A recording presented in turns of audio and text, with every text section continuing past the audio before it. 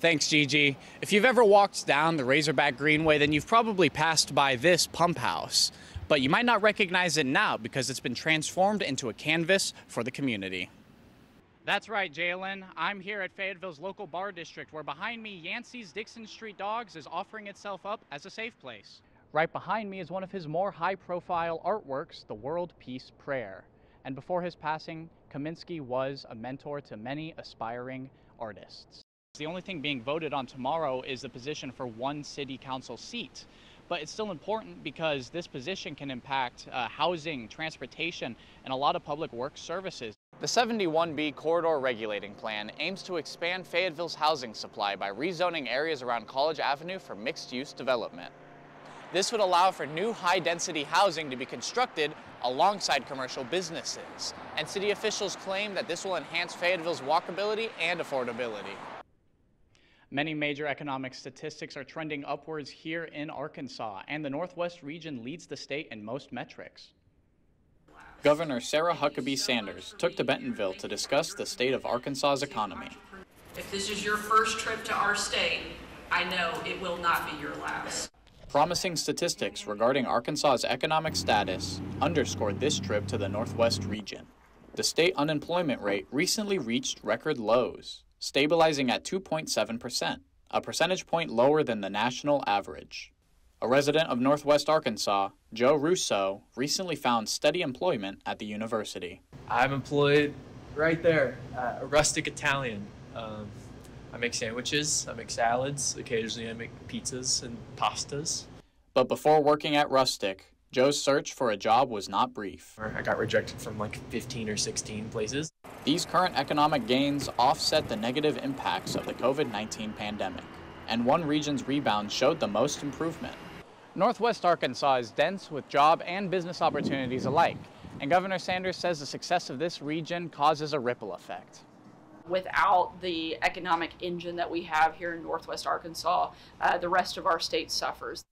According to the 2023 State Labor Market and Economic Report, Northwest Arkansas leads in population growth and has the second highest wages in the state after Little Rock. And individuals in this region, like Joe, see benefits from this recent economic improvement. Just able to secure an opportunity to get an apartment. We're about to sign the lease here in a couple days. That's something I would not have been able to do in the past year or so. Many officials are optimistic about Northwest Arkansas's economic development. Now, despite the good news, Governor Sarah Huckabee Sanders does have the lowest approval rating of all Arkansas governors in the last 20 years.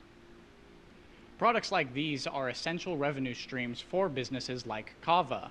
However, what would have happened if they were to be indefinitely banned? Renaga Farbiash owns the American Shaman Kava Bar. Bula!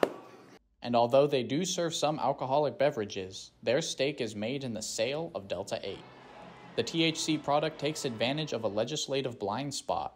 Its minor chemical differences when compared to traditional marijuana make its sale and usage federally legal. Farbiash says Delta 8 is a safer way to have a fun night out. It's a way to enjoy yourself without drinking alcohol and having to deal with all the negative side effects of alcohol. Business owners like Farbiash were worried when Act 629 was passed in April by the Arkansas Congress, banning Delta 8 entirely. The restriction took effect on August 1st, putting Kava Bar and other similar businesses in jeopardy. We probably would have gone out of business within 4 to 6 months. I don't think our business at this point is sustainable without the option of the Delta 8. But the ban did not last long. Earlier this month, a lawsuit was filed alleging that Act 629 is unconstitutional. This resulted in a federal judge withdrawing Arkansas's ban on Delta 8. One Delta product chemist says D8 should be regulated, not banned.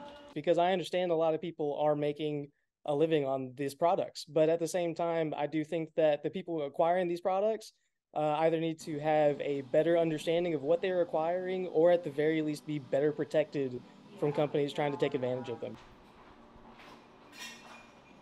And as the case unfolds, Farbiash says he will be doing what he can to support the sale of Delta 8 in Arkansas. But it's not unusual for us to be dealing with these kinds of issues because we've been kind of dealing with them since we opened. educating people on CBD, educating people on Delta products. Business owners like Farbiash will be following the lawsuit very closely. A recent Fayetteville housing report revealed that over 32% of local residents are cost burdened by rising housing expenses. And today I spoke to someone who identified with the 32%. University of Arkansas student Kenna Shaddy lives in the Frisco apartments just off campus. And as the fall semester wraps up, Kenna has more than just finals to worry about, because the Frisco apartments gave Kenna a $200 rent hike. It was $640 this year, and it'll be $840 next year, and so it's just a more dramatic increase. Kenna had no option but to end her lease at the Frisco apartments. They gave us 2 days to kind of like, okay, well, am I going to live here or am I going to live somewhere else? And so that really put me into like a panic mode of like, oh gosh, like now I have to find housing. Kenna is not the only Fayetteville resident who is impacted by the rising cost of housing. In the last 4 years, Northwest Arkansas's average homeownership costs increased by over 50%, and Fayetteville's rent prices increased by over $300. Local economist Jeff Cooperstein blames these rising costs on the sudden population boom. You're talking about, a significant year-over-year increase in population, and our housing supply is not keeping pace with that. City reports show that Fayetteville is over 1,000 houses behind in supply, and a rigid housing market leads to rent increases. Because the apartment owners understand that the vacancy rates are very low, they also know that they can raise rents, and there aren't a lot of other choices if you want to remain, close to the university. But city officials do have a plan in place to increase Fayetteville's housing supply while prioritizing affordability.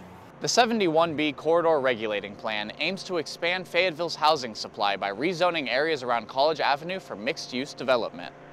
This would allow for new high-density housing to be constructed alongside commercial businesses, and city officials claim that this will enhance Fayetteville's walkability and affordability. Such a plan could make Kenna's search for a new home much easier. So it's definitely been incredibly stressful to figure out different ways to pay for housing and kind of like manage all of that. Housing impacts everyone here in Fayetteville, even our city officials. Former city council member Sonia Harvey actually had to vacate her office because even she could not find affordable housing in the ward that she represents. Harvey and many other Fayetteville residents are hoping for the house price to go down here in the city. Thanks, Eva. When compared to other states, Arkansas's voter turnout typically ranks amongst the lowest bracket. And less attention is even given to municipal elections, as they typically average around 15% in their voter turnout, whereas national elections range between 50 to 60%.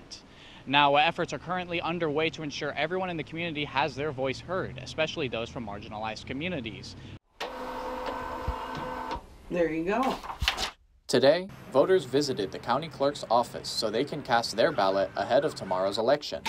The city council race for Ward 1, Position 1 is the only issue on the ballot, but these residents were expecting more to vote on. Okay. I guess that was it. Just one person we're voting for, huh? One vote, huh? That's it today. This attitude shows why municipal elections like these typically suffer from low turnout. Fayetteville City Councilman DeAndre Jones says local politics needs priority. I believe that all politics is local first because of the direct impact. Current efforts include trying to increase minority voter attendance. Historically, marginalized communities have lower rates of voter turnout. It goes back to making these opportunities readily available and accessible, but of course there's always more work to do. One political science student says direct engagement will earn more votes in local elections. Make sure that you're actually talking to voters and that you don't treat voters, especially minority voters, as some sort of monolithic group.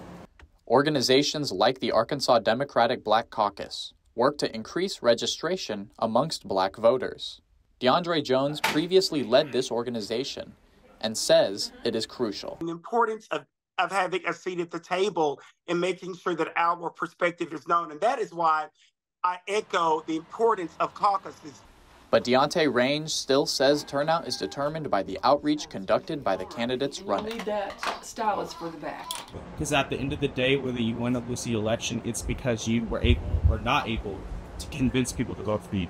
The voter turnout efforts are currently underway as of right now, and the city of Fayetteville wants to make sure that they're doing their part.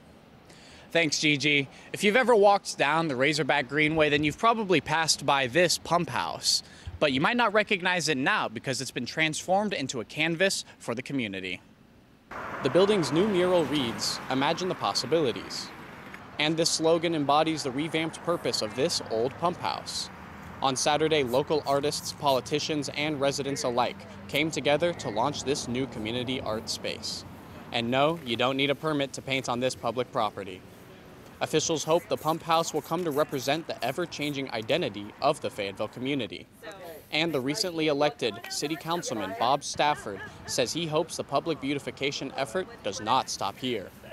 It is going to be expanded, and we are going to build actual walls along the trail. I think we're planning it for just behind here. So the building will be the anchor, and then behind that we'll have additional walls for additional art. Local artist Olivia Trimble and art firm Sleet City Creative will train new muralists and ensure nothing obscene is depicted on this building. This initiative is a pilot for larger efforts to beautify Fayetteville. Plans to expand this idea are currently in the works, but that depends on the success of the Poplar Street Pump House.